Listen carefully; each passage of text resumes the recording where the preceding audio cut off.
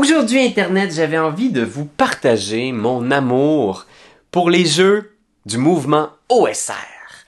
OSR, c'est un nouveau mouvement dans le hobby des jeux de rôle. Je dis nouveau, mais c'est le Old School Renaissance ou le Old School Revival. Donc, c'est un mouvement de retour aux sources, au tout premier jeu de rôle des années 70-80. Si vous me permettez, je vais citer ici quelques principes de l'OSR, comme présenté par nos amis des créateurs de Macchiato Monster, qu'on salue d'ailleurs. Le premier principe, c'est des décisions plutôt que des règles. Donc le maître de jeu a beaucoup de pouvoir entre ses mains. Et plutôt que d'avoir un set de règles très strictes, où il faut vraiment adhérer à chaque point de règle, souvent on va juste faire confiance à la créativité de notre juge, de notre arbitre, de notre compteur, bref, du maître de jeu. Tout tourne autour de l'intelligence des joueurs. Fait que c'est pas uniquement, ton personnage qui est en vedette, c'est pas juste qu'est-ce que ton sorcier peut faire, c'est aussi des fois des puzzles pour les gens, les humains autour de la table. Comment tu vas utiliser ton set de pouvoir pour te sortir de situations dangereuses? Parce que bien sûr, il y a des combats mortels, des vrais dangers auxquels tu vas être confronté. Donc les personnages sont souvent très fragiles, pas beaucoup de points de vie. Souvent, tu peux mourir d'un seul coup si tu prends la mauvaise décision. Et finalement, on embrasse le hasard. Fait que oui, il y a des tables de rencontres aléatoires. Les donjons vont peut-être être générés complètement de façon random. C'est ça les grands principes de l'OSR. Alors mon but aujourd'hui, ça va être de vous présenter un éventail de jeux variés qui ont leur spécialité, leur petit côté unique à chacun. Fait que il va, je pense, en avoir pour tous les goûts. Pour commencer ce top OSR, j'aimerais vous parler de OSE. Hey, il y a tellement d'abréviations dans ce truc-là. Old School Essentials. C'est un système de jeu par Necrotic Gnomes, la maison d'édition derrière ça. Et c'est vraiment un rétro-clone qu'on appelle, donc c'est presque mot pour mot les règles de la première édition de Donjon Dragon, avec les mécaniques un peu clunky des premières éditions. Donc il y a encore le TACO, par exemple. To Hit Armor Class 0, c'est ça que ça veut dire, TACO. C'est parce qu'à l'époque, les attaques de nos personnages étaient basées sur une valeur qui s'appelait le TACO. Et le TACO, c'était le chiffre que tu dois rouler sur ton D20 pour toucher une classe d'armure de 0. C'est pas si compliqué que ça. Fait que si t'as un TACO de 19, pour toucher une classe d'armure de 0, ben tu dois rouler 19. C'est simple. Puis si tu roules 18, tu touches une classe d'armure de 1. Si tu touches 17, une classe d'armure de 2. C'est simple. Mais pour certains, c'est encore un petit peu déstabilisant. Donc dans OSE, vous avez les TACO qui évoluent de votre personnage, mais vous avez aussi, entre parenthèses, les mathématiques inversées, donc votre bonus d'attaque. Parce qu'on s'entend que c'est juste les mêmes mathématiques au final. Donc vous n'avez pas juste non plus les classes classiques dans le livre de OSE, vous en avez plein, là. Vous pouvez jouer des acrobates, vous pouvez jouer des duergars, vous pouvez jouer un drow, parce que bien sûr, si tu joues un elfe, c'est ça ta classe. Tu es un elfe et ça vient avec un lot de pouvoirs et de spécialités. Mais c'est quand même une twist moderne, subtile, sur un classique.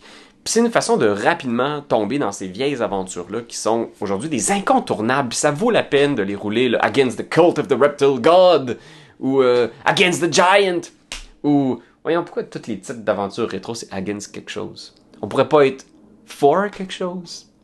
Hein, Gary Gygax? En 9e place, on a For Gold and Glory.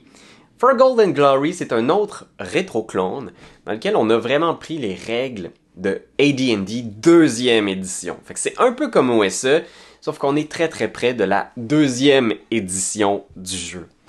Et ça, c'était vraiment une édition particulière aussi, parce qu'il faut que tu le saches, c'est déstabilisant, mais moi, c'est les premières éditions que j'ai roulées, fait que pour moi, ça faisait partie du jeu, mais il y avait des idées mécaniques très étranges, qui sont un peu inexplicables, mais on les retrouve ici aussi dans For Gold and Glory. On a quelques petites tweaks modernes qui font que c'est un peu plus digeste quand même. Il faut annoncer en début de combat qu'est-ce que tu vas faire dans ton tour. Et selon l'action que tu entreprends, tu vas rouler un dé différent. D'habitude, c'est un dé 10 si je me trompe pas. Fait que il y a des armes qui sont très rapides. Par exemple, si tu as une dague, t'as beaucoup plus de chances d'aller plus vite que quelqu'un qui t'attaque avec une hache à 2 mains. Ça fait beaucoup de sens, mais c'est vraiment très long à faire en pratique dans un combat. Les sorts! Il y a des sorts qui vont sortir plus rapidement que d'autres. Par exemple, si tu lances un missile magique, t'as des bien bonnes chances de battre n'importe quel autre sort en termes de rapidité. Fait que ouais, pour ceux qui sont nostalgiques et qui aimeraient essayer justement ces idées un peu bizarres ou rouler des aventures extraordinaires de la 2e édition, comme toutes les aventures qui ont été publiées pour Planescape, par exemple, qui sont vraiment, vraiment chouettes puis vraiment originales, ou toute la trilogie de Vecna, par exemple, dans lesquelles on va essayer d'empêcher que Vecna devienne un dieu. Pour ceux qui sont des fans du personnage, ben, vous pouvez le faire avec For Golden Glory, gratuitement, en ligne. Ensuite, on a Knave, qui est un jeu de Ben Milton. C'est un jeu, ça, contrairement à ceux que je viens de vous présenter, extrêmement épuré. C'est un tout petit livret, je pense, la première édition de Knave d'à peu près genre une dizaine de pages, tout ou plus. L'idée ici, c'est qu'on a pris Donjon Dragon et qu'on l'a exprimé dans son plus simple appareil. T'as pas de classe à proprement parler. Fait que ça, c'est vraiment simple. Et ta classe, ta job, comment tu te définis dans le groupe, ça va dépendre des objets que tu possèdes. Fait que si t'as un grimoire ou un parchemin avec un sort, I guess t'es un magicien maintenant. Si t'as une épée, t'es notre guerrier, mon gars. Et vous comprenez, c'est aussi simple que ça. C'est vraiment, vraiment le fun parce que ça permet justement aux joueurs de, plutôt que de penser uniquement aux habiletés de leur classe et aux limites de leur classe, ça leur permet de penser à qu'est-ce qu'ils vont faire avec les objets qu'ils ont. Comment est-ce que tu peux utiliser justement une corde, une échelle, qu'est-ce que tu vas faire avec ton arc, avec un grappin, avec des billes, puis tous ces objets-là classiques qui sont les objets des explorateurs de tombes qu'on voit dans toutes les éditions de Donjon Dragon mais que plus personne n'utilise, ben dans ces trucs super épurés-là, ils deviennent essentiels. Parce que sans torche, sans corde, sans échelle, sans pôle de 10 pieds, tu es mort. C'est vraiment aussi le genre de choses qu'on peut jouer avec des enfants, des amis qui n'ont jamais joué. Fait que Knave, c'est super, c'est pas cher, faut l'essayer. Le prochain titre, il est pas pour tous les goûts. Je vous dirais que c'est parce que je voulais aussi offrir une gamme variée, diversifiée de différents styles, différents types d'expériences. Et c'est Lamentation of the Flame Princess. C'est un jeu qui est un solide set de règles qui va ressembler un petit peu à ce que Old School Essentials fait. Fait que c'est pas mal les règles de Basic and Expert de la première édition de Donjon Dragon. Mais je pense que la twist ici, c'est la vision que le créateur de ce jeu-là a pour son univers. Fait qu'on est vraiment ici, là, on fait aucun compromis. On est dans une espèce de monde trash, glauque, violent, terrible. C'est très métal. Mais pas métal du genre épique, glorieux, médiéval. Non, plus métal, film de zombies. On va voir le pancréas du monde. La plupart des suppléments écrits pour le jeu sont vraiment bien faits. Il y a un monde assez particulier aussi qui vient avec cet univers-là. C'est une espèce de Europe médiévale, 17e siècle, donc avec des armes à feu, avec toutes les religions réelles qu'on connaît, mais avec une twist satanique, monstrueuse, Lovecraftienne. Fait que ça, c'est quand même assez cru, disons-le comme ça. Fait que oui, les aventures sont sympas, il y en a plusieurs que vous pouvez obtenir en ligne gratuitement, mais les illustrations sont Puis oui, je sais que ce sera pas pour tous les groupes, mais pour d'autres, c'est un incontournable. Si vous aimez vraiment les films d'horreur, horreur physique, horreur qui va loin, mais je pense que ça prend un groupe qui est mature, qui est sensible, puis qui sait connaître les limites des autres. Ensuite, on a Into the Odd! Into the Odd, c'est un système de jeu très très très simple aussi. La réédition de ce jeu-là est chez Free League, qui ont fait une super job en utilisant des illustrations anciennes, puis des collages de vieux trucs du 19e. C'est vraiment superbe. Et l'idée, c'est qu'on est des explorateurs dans un monde vraiment étrange. Donc, on va explorer des ruines sous une ville, une ancienne cité légendaire qui est aujourd'hui un peu décrépite, puis on va dans les ruines pour trouver des artefacts magiques scientifiques. C'est vraiment chouette. C'est un système roll under, c'est-à-dire qu'on va faire un personnage en générant aléatoirement ses habiletés. Et quand on fait un test d'une de ces habiletés, on doit rouler un des 20 et rouler en dessous de notre habileté pour réussir. Donc si j'ai 12 de force, si je roule un des 20 puis que je roule 11, j'ai réussi mon test de force! Ce que j'aime aussi énormément, c'est que si vous roulez par malchance des habiletés terribles, le système de création de personnages vous propose de commencer avec un équipement plus cool. Fait que si ta stat la plus haute c'est un 10, ben tu vas peut-être commencer avec un artefact magique pour compenser. Pas rien ça. Il n'y a pas de jet d'attaque. Fait que dès qu'on est en combat, on y va tout de suite pour du dégât. Fait que ça va très très vite.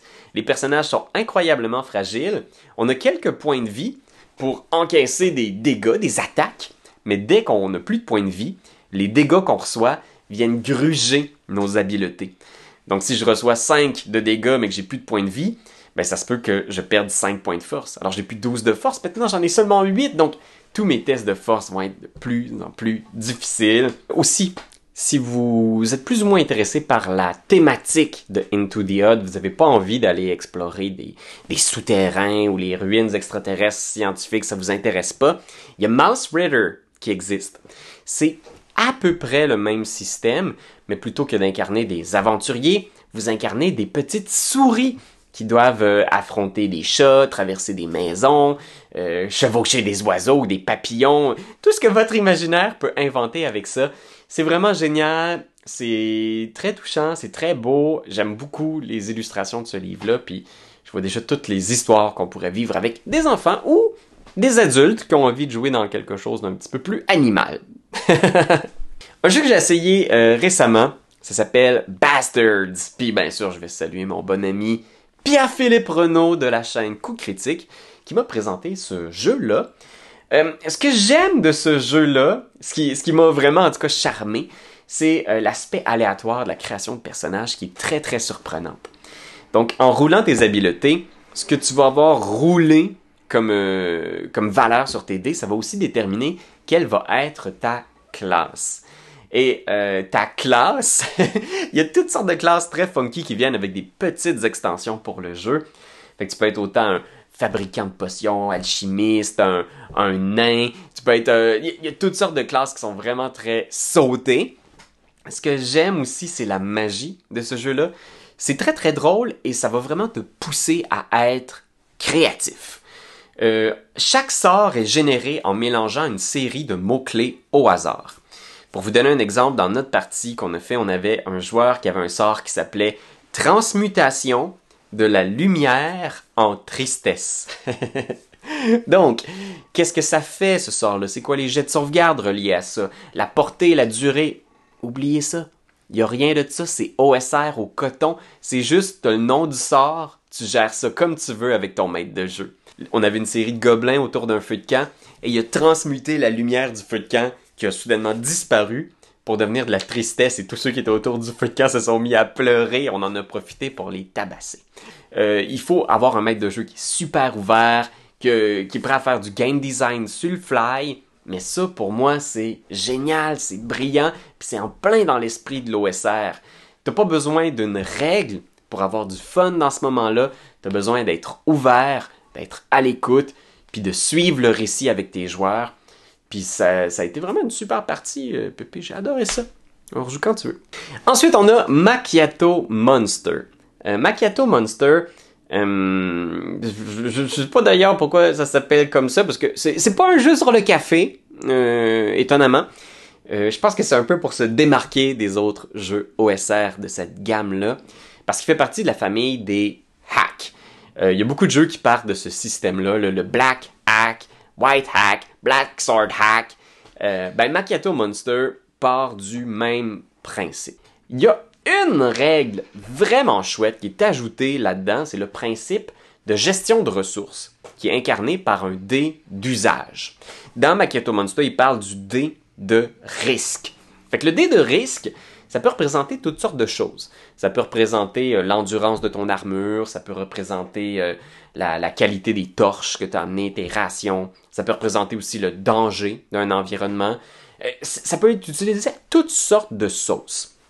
C'est un dé d'une valeur de 1 des 4 à 1 des 12. Et ce qui arrive, c'est qu'à certains moments déterminés par le maître de jeu, par exemple pour, je sais pas moi, pour une armure ou pour un item, ça pourrait être à chaque usage, on roule le dé qui est associé à l'item, et sur un résultat de 1 à 3, le dé diminue. Donc si j'ai un dé 12 pour mon armure, puis que je roule 1, ben mon dé 12, ça fait que mon armure est endommagée, ça devient un dé 10. Alors ça, si je roule le dé 10 plus tard dans la partie, puis que je roule 1, ben ça devient un dé 8. Donc il y a une chaîne de dés comme ça qui font que ben, graduellement mes rations vont diminuer, graduellement mon armure va devenir plus maganée, mon épée, peut-être même que la zone va devenir plus dangereuse, peut-être que ça peut être une poursuite. Il y a un petit aspect dans Macchiato Monster de narration collaborative. C'est léger, mais c'est bien parce que ça pousse les joueurs à décrire des choses. Si un joueur est capable de décrire comment il utilise un allié ou son environnement à son avantage, il peut avoir un avantage mécanique au dé. Fait que ça, c'est super parce que ça pousse les joueurs à prendre le puzzle de l'environnement puis réfléchir. Les jeux OSR sont souvent très simples, très épurés, mais celui que je vais vous présenter maintenant est un petit peu plus costaud. Il s'agit de World Without Number. C'est un jeu de rôle qui est, oui, OSR, parce que les personnages sont très fragiles, fait que le danger est réel et il est à tout coin de rue, ton personnage peut mourir s'il fait pas attention. Et il est surtout très libre. Le monde est vraiment géré par les décisions des joueurs. World Without Number, le document que vous allez voir là, dans la description, il est gratuit en ligne. Puis il offre tout un lot de conseils pour rouler un monde ouvert, bac à sable. Il va te conseiller, il va te guider là-dedans. Puis c'est une philosophie aussi qui est en phase avec l'OSR. C'est de ne pas scripter une intrigue, comme la plupart des campagnes publiées pour la 5e édition ou Pathfinder, par exemple, mais de plutôt juste lancer tes joueurs dans cet univers-là et les laisser lentement trouver leur chemin, trouver leur quête, trouver ce qui les intéresse. Puis ça, c'est vraiment une leçon de maître de jeu. Je vous dirais aussi que ce qui est le fun de ce système-là, c'est qu'il est un petit peu plus crunchy pour un OSR. Donc, oui, le système est quand même simple, c'est un système D20, mais tu peux customiser ton personnage avec une série de dons. Tu as des choix de traditions, par exemple, quand tu es mage. Fait que tu peux faire un mage, mais tu peux choisir des spécialités qui font que tu vas te distinguer des autres mages, par exemple, dans ton groupe. Il y a un peu plus de règles. Ça me fait penser un peu à la 3e édition de Donjon Dragon, mais qui aurait été un petit peu aplani. Fait que ça reste un jeu qui est vraiment, vraiment accessible. Mais oui, c'est un gros document là, que vous allez voir, le document gratuit de World Without Number. Il y a du stock! Deuxième position, on a un livre magnifique, Mörk Borg. Mörk Borg de Free League, qui est un jeu OSR, mais qui est vraiment très rock, très punk. Les illustrations à l'intérieur sont vraiment chouettes. C'est une œuvre d'art. Je pense que, ne serait-ce que pour le produit comme tel, je le recommande à tout le monde en version physique. Donc, on est toujours à l'approche de la fin du monde. Il y a même une règle facultative. Vous pouvez rouler en début de session combien de jours on est de la fin du monde. Et plus on se rapproche de la fin du monde, plus il y a des effets qui s'incarnent dans l'univers. Est-ce que, par exemple, tous les enfants sont morts et sont devenus des zombies? Est-ce que toute l'eau est devenue une espèce de fange spongieuse empoisonnée? Est-ce qu'il est encore possible de sortir à l'extérieur où on est brûlé par les rayons de la lune démoniaque? Ce genre de choses-là. C'est très, très métal, mais c'est fait de façon un petit peu ridicule. Fait qu'on est dans quelque chose qui est vraiment moins traumatisant que Lamentation of the Flame Princess, par exemple. Encore une fois, ça serait pas recommandé du tout pour des enfants. Le livre contient des images un peu sanguinolentes, mais le système est vraiment super simple. Vous pouvez créer un aventurier aléatoire en roulant des choses, ou vous pouvez choisir une des classes proposées par le livre. Vous avez des classes comme le déserteur à morsure, ou le roublard des gouttières, ou l'ermite ésotérique fou. Vous roulez aussi aléatoirement ce que vous avez, un sort, une habileté. Moi, je suis du genre, quand je joue à Mörk Borg ou à Cyborg, sa version cyberpunk, de tout rouler aléatoirement pour mon personnage, parce que c'est ça le fun pour moi, c'est de découvrir « Oh, c'est qui je vais jouer aujourd'hui? » J'ai eu des aventures dans lesquelles mon personnage est mort sur le premier roulet de dés de la session. Fait que, il faut vraiment pas s'attacher au personnage. Les fumbles magiques aussi sont vraiment intéressants. Donc la magie, elle est dangereuse. Ça peut tuer tes amis, ça peut détruire ce qu'il y a autour de toi, ça peut faire fondre tes yeux, ça peut invoquer des démons par inadvertance. Vraiment très rigolo, très gonzo. Et finalement, mon jeu préféré de la mouvance OSR, il s'agit de DCC Dungeon Crawl Classics de Goodman Games, qui est un jeu qui s'inspire, si on veut, des règles de la 3e édition de Donjon Dragon, mais qui amène une twist, 100% différente. Ce que j'aime de Dungeon Crawl Classics, c'est assurément les aventures. Donc, il y a plein de livrets qui sont publiés, qui vous proposent d'explorer des donjons, des forêts enchantées, des ponts invisibles dans le ciel qui mènent à des prisons célestes où sont enfermées des déesses du chaos. On sent qu'il y a vraiment un amour de la fantaisie rétro. Donc, pas juste le jeu de rôle, mais ça nous fait vraiment penser à l'univers de Lankmar, l'univers de Dying Earth, de Jack Vance. Donc, des univers où la magie, elle est bizarre, elle est incontrôlée, elle est pas... c'est pas une science exacte, la magie, dans Dungeon Crawl Classics. Les sorts ont pas toujours les mêmes effets. Donc, quand tu lances, par exemple, Sommeil, tu vas rouler ton jet de magie, et selon la qualité du résultat, ça se peut que t'endormes personne, ça se peut que t'endormes quelqu'un que tu touches, ou ça se peut que t'endormes l'entièreté du royaume. C'est ça qui est génial, c'est que il y a vraiment des tables et des tables et des tables d'effets, des tables de critique, des tables de fumble, des tables de fumble de critique magique, des tables pour des duels de magiciens. C'est pour ça que le livre est si épais. Il peut faire peur, mais les règles du jeu tiennent en dedans d'une 20aine de pages. C'est tout simple. Et chaque classe a aussi sa spécialité. Une espèce de twist mécanique qui font que c'est drôle et c'est créatif jouer cette classe-là. Les guerriers ont un dé qu'on appelle le dé d'exploit, qui va graduellement devenir de plus en plus gros avec tes niveaux. Mais au niveau 1, c'est un dé à 3 faces. Et si tu obtiens un 3 quand tu fais une attaque sur ton dé d'exploit, ben, tu peux faire une manœuvre spectaculaire de ton choix. Et là, c'est la créativité qui est de mise. Est-ce que tu vas sonner la tête de ton adversaire dans un mur? Vas-tu y mettre son casque sur les yeux? Vas-tu le désarmer? Vas-tu genre y arracher sa botte pour le faire boiter? Tout est possible. Tu le lances dans le feu, tu fais tomber une colonne sur lui. C'est ce que j'adore de Dungeon Crawl Classics. On a du fun à explorer des donjons vraiment uniques. Puis le funnel. Comment parler de DCC sans parler du funnel? On envoie des personnages niveau 0 dans un donjon mortel, et ceux qui survivent, fait que t'en envoies genre 18, là. Tous tes joueurs ont 3-4 personnages niveau 0, t'es envoies dans un donjon en dessous du bar, et les survivants gagnent un niveau et peuvent officiellement devenir un vrai personnage avec une classe.